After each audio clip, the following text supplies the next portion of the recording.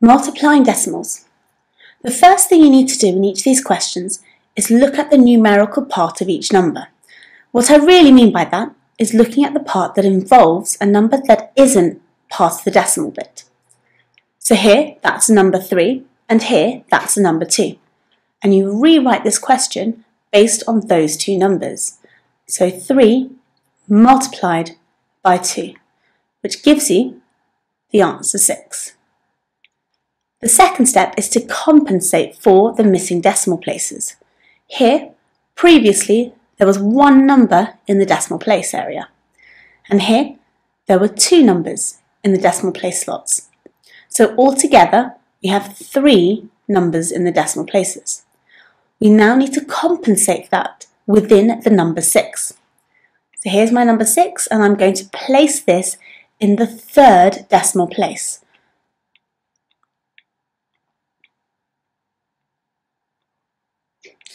Can you see that here the 6 lies in the slot made for the 3rd number? Before that, I'm going to place zeros. So the answer to 0.3 times by 0.02 is 0.006. The same rules can be used for the next two questions.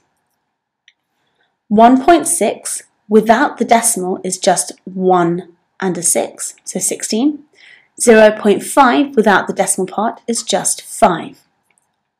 16 times 5 needs to now be worked out. 6 times 5 is 30, so it's 0 remainder 3. 1 times 5 is 5, plus the 3 is 80. So the number that we are considering now is the number 80. Now let's put the decimal places that we've ignored back into the question. Here, there is only one number in a decimal place, and here, once again, there is only one number in a decimal place. So altogether, we have 2 decimal places that we need to consider. 1, 2, point, and 0. I don't need to add any zeros in because there are no decimal places before the 80 begins. So my final answer for this is 0.80, or it's probably better to write it as 0.8.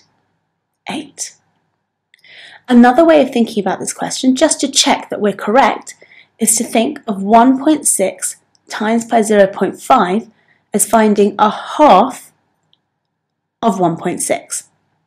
A half of 1.6 is similar to the half of 16, which is 8, so here it is 0.8. In the third example here, we can now ignore the decimal place and write 215 multiplied by just 2.